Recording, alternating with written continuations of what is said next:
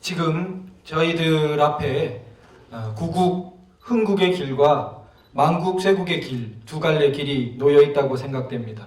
마치 지금 현재의 상황은 제2의 6.25에서 낙동강 전선까지 다 밀려버린 그런 위태로운 상황입니다. 어떤 제2의 인천 상륙 작전이 간절히 기다려질 수밖에 없는 상황입니다.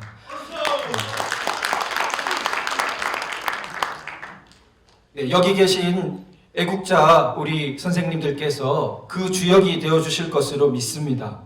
그 하나의 중요한 통로가 태블릿 PC라고 생각됩니다. 태블릿 PC는 JTBC와 검찰 그리고 아마도 의심스럽기에는 야당까지 거기에 연계된 그러한 핵심에 놓여 있는 것입니다. 이 탄핵 사태의 출발이자 그 근저에는 태블릿이라는 거대한 대국민 사기극, 날조극이 존재해 있는 것입니다. 이것이 하나의 법적이지 않은 국정농단이라는 문제로부터 출발해서 탄핵이라는 법적인 문제로까지 옮겨진 굉장한 비밀이 숨어 있습니다. 국정농단죄라는 죄는 없습니다. 어디를 찾아봐도 국정농단죄라는 죄는 없습니다. 그러나 국정농단이라는 것으로 온 국민을 뒤집어 놓고 탄핵 심판까지 간 다음에는 국정농단이라는 틀을 만든 태블릿이라는 것은 막상 증거물로 제시하지 않는 것입니다. 증거 조사할 방법을 원천 차단하는 것입니다. 실로 교묘하고 참으로 가증스러운 방법이 아닐 수 없습니다. 그래서 우리는 이 태블릿 PC 문제를 끝끝내 밝혀야 됩니다. 그런데 태블릿 PC라는 것이 참 교묘한 것입니다. 왜 태블릿 PC가 등장했느냐를 생각해 볼 때 태블릿 PC의 특징은 한 손에 이렇게 들고 다닌다는 것입니다. 24시간 휴대가 가능할 수도 있다는 이미지입니다. 왜 하필 데스크탑 PC도 아니고 노트북 PC도 아니고 태블릿이라는 것을 머리를 생각해냈느냐? 그것은 최순실이라는 무당 같은 여인에게, 이것은 그 날조극입니다. 여인이 24시간 한 손에 들고 다니는 그 기기로 모든 국정을 조종했다라는 이미지를 씌우기 위해서 태블릿이라는 것이 등장하는 것입니다. 그래서 태블릿에 대해서 이때까지 여러분들이 많이 밝혀왔고 인터넷을 관심 갖고 보시면 많은 자료들이 나타나 있습니다. 그래서 어느 정도 드러난 실체로 볼 때는 처음부터 200개의 국가기밀 파일이 든 최순실 태블릿이라는 것은 아예 존재한 적이 없는 완전한 허구입니다. 자, 우선 박수 한번 칠까요?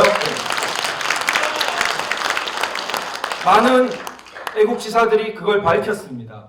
그래서 태블릿이라는 것은 거의 몇 개의 내용이 있다고 해봐야 빈 태블릿이라는 게 하나 있었고 그 다음에 사후적으로 거기에다가 파일을 심은 것입니다. 이렇게.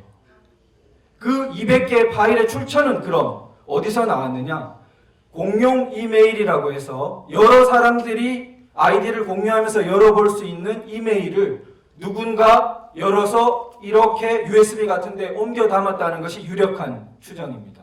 그리고 그 200개 중에 상당 부분은 사실은 국정기밀이라든지 외교기밀과는 아무런 상관이 없는, 자세히 보면 선거 캠프 때 쓰던, 선거 운동 당시에 쓰던 파일들이 대부분입니다. 그것이 몇 가지의 파일들을 기묘하게 강조하면서, 예를 들면 국무회의 같은 것 하나 심어놓고 그것을 강조하면서 모든 국정이 농단된 것처럼 몰아간 것입니다. 자, 그러면 이러한 태블릿에 대해서 이때까지 많은 저항이 이루어졌습니다. 그러나 삼권 분립 체제에서 생각해 볼 때 세 가지 영역에서 모두 저항이 이루어졌지만 그것이 진척이 잘 되지 않고 있습니다. 우선 살펴보겠습니다. 정부의 차원에서 검찰에 대해서 작게는 그 입수 경위에 대해서 자기들이 자인하는 절도죄 고발, 또 나아가서는 시민단체들에서 증거가 위조됐다, 더 나아가서는 내란 음모 아니냐, 이렇게까지 많은 고발들이 들어갔지만 절도죄조차 수사하지 않고 있습니다. 수사가 어느 것도 착수되지 않고 있는 것입니다. 그 다음 두 번째로 그러면 법원을 살펴보겠습니다. 법원에 대해서는 최순실 재판에서는 교묘하게 증거 자체를 신청하지 않아서 아예 원천 차단했고, 정호성 재판에서 증거로 올라갔는데 정호성 변호인이 거기에 대해서 증거 조사를 신청하자 법원이 보류하고, 그것도 지금 어떻게 될지 굉장히 난망한 상황입니다. 헌법재판소 탄핵 심판에서도 마지막 변론 준비 기일에 자체 조사를 해달라, 태블릿을. 그렇게 탄핵 심판 대리인단이 신청했지만 역시 그 뒤로 아무런 대답이 없는 상황입니다. 이렇게 법원의 축에서도 이것이 진척이 잘 되지 않고 있습니다. 그러면 마지막 남은 입법부 국회는 어떻습니까? 국정조사는 결국 태블릿에 대해서는 제대로 조사하지 못하고 거의 끝났습니다.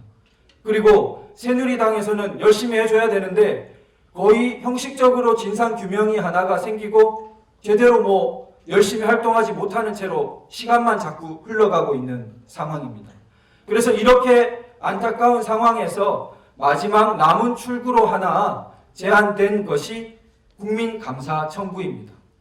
국민감사 청구는 원래 300인 이상이면 신청할 수 있는데 이 태블릿 문제에 대한 국민감사 청구의 경우에는 수천 명도 모자란다고 생각됩니다. 이것이 사실 엄청난 국가 거의 정복을 생각하는 음모와 닿아 있기 때문에 이 태블릿을 밝히는 감사 청구에 대해서는 대대적인 서명을 통한 제출이 아니고서는 거의 압박의 효과가 어렵다고 생각됩니다. 그러나 거의 마지막으로 남은 길 중에 하나는 이 감사 청구라고 여겨집니다.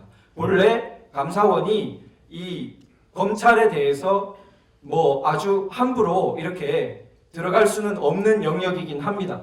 그러나 수사재판 예외사항이라고 배제될 수는 없는 것이 수사재판에 대해서 이미 자기들이 다 배제해버렸습니다. 법원에서 증거도 신청하지 않고. 이렇기 때문에 예외조항만 들먹이면서 마냥 해당되지 않는다라고 말하기는 어려운 상황입니다. 그래서 이 국민적 저항이 만약에 기존의 고발이라든지 검찰에 대한 수사 촉구, 또 그리고 법원에 대한 증거조사와 또 법원에 대한 촉구, 또 국회 여당과 국회에 대한 조사 촉구, 이것도 물론 필요합니다. 그러나 마지막